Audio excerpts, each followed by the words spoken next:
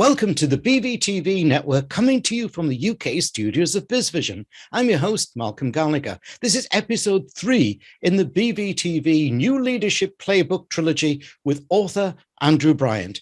Hello for the final episode, Andrew. Hi, Malcolm. How you doing?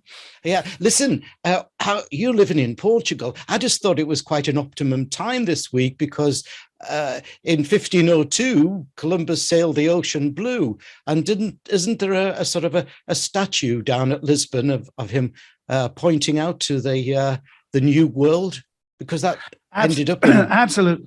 Absolutely. And in fact, just down the road from me is Cabo da Roca, which is the most western point of continental Europe. And you stand there and you look out towards where the US would be, and you can literally see the curvature of the earth.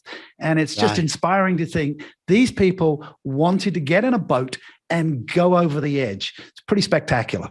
Yeah, well, that's what we're trying to do with your book, isn't it? Go over the edge into the new leadership world. Andrew, I have the advantage over my viewers and listeners of having a copy of your book, so I know the real practicality it offers. And I especially like the way you describe 7 principles of leadership and then 12 plays to develop your team and scale your organization. Now, we don't have time to deep dive into all of those. That's what people will get when they buy your book. So in our limited time, can you give us an overview of your thinking and why it works?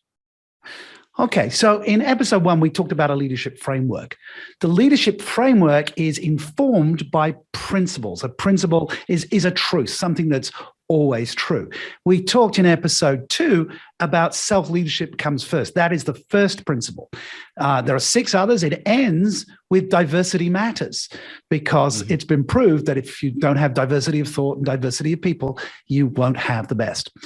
Those 7 principles inform 12 plays. Now, a play, like in American football, is a series of behaviors, a series of right behaviors to score a goal.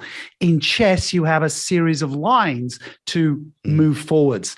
A play in this book is really a leadership conversation. What I've done is made it very practical, the conversations that managers and leaders have to have on a regular basis. The outcome setting conversation, setting the why. The feedback conversation when somebody doesn't meet the objective. How do you have that conversation effectively? The career conversation, the coaching conversation. So these 12 plays, it's practical because they are real examples of conversations leaders have had with outcomes. Let me just pick one, because my intention is always to make them sticky. And feedback you gave me is that you like the book because the ideas are sticky.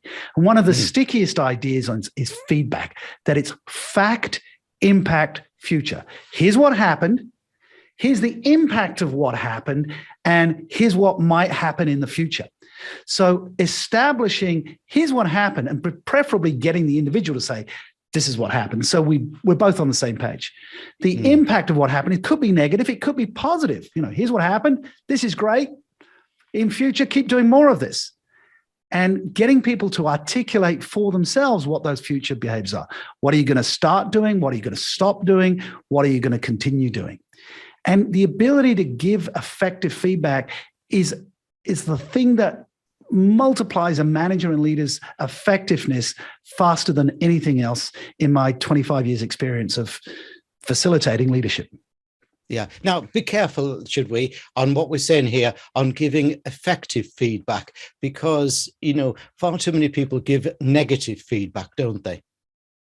Absolutely. As I said, fact, impact, future. The impact could be positive.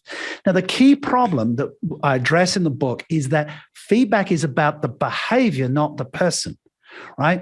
We can all do something that is not necessarily our positive intention. It doesn't necessarily get us the right outcome. So feedback is, here's how you can adjust your behavior. Feedback is not a criticism of you as a human being. None of us are perfect. I think you'll agree with me on this one. We're all I think we're all work in progress. I'm version 6.0, you're version 7.0. Oh, right? More than that, Andrew, more than that. All right. So, and part of leaders or learners, part of self-leadership is that willingness to embrace, hey, feedback is going to help me get better, and creating a psychologically safe culture where people can receive the feedback as a gift to improve is part of what a leader's job is to do, is to create a transformational culture where people go, hey, I want the feedback. I'm even going to seek feed forward. I'm going to reach out, and I feel safe to say, how can I do this better? Yeah. Now, to deliver all of this, surely leaders have had to learn some new skills like compassion, for example, and understanding their emotional intelligence. Absolutely. The subtitle of the book, which we haven't mentioned to this point, is Being Human Whilst Successfully Delivering Accelerated Results. If we don't deliver results as a leader, we're going to have a very short career. To deliver results, we have to be human. Even in an age of AI, machine learning, it is about being human, using technology as a multiplier of our humanity, not as a replacement for it. And so compassion, emotional intelligence, empathy are incredibly important, more so now than ever, because if it's just automated, it will be replaced by an automation. If it's human understanding, it is valuable. Yeah. Now, let's just stay upon that, because those are new skills. And I know you greatly show us in the book how to adopt new skills, but they are new skills, whereas previous leaders used to think that their technical ability was what would be driving the business forward. It's not now, is it? No. And in fact, in the book, I share some research from McKinsey, who showed the future of work, 25% of the skills, mindsets that you need to have for the future of work was self-leadership. Only 25% were digital fluency, and the other 50% were cognitive abilities and interpersonal skills. So 25% is interpersonal skills, 25% is self-leadership. That's 50% of the future. 25% digital, and 25% is the critical thinking skills. We need to really work on our ability to work through ambiguity with great critical thinking skills. And I address that again. You deliver that really well in the book, because you do a lot of, well, people may call it case studies, but, they're actual situations that you found yourself in with people. And the way you write, as I said before, is with clarity, and you start to understand, that's what I need to do to be able to improve myself.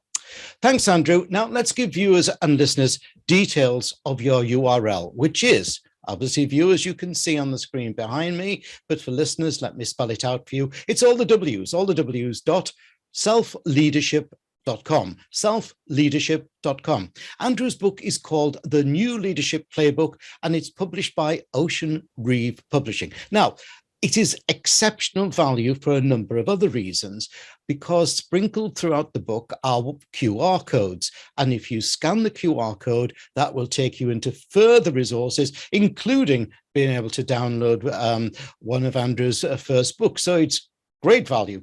Unbelievable value. My aim of this trilogy with Andrew Bryant was to clearly show you that there can be a clear route to managing the continuing uncertainties in this altered world and lead your business to growth. Get Andrew's book to bring that to fruition for you. Thanks, Andrew, for a great BVTV trilogy. Thank you, Malcolm. Great to connect again.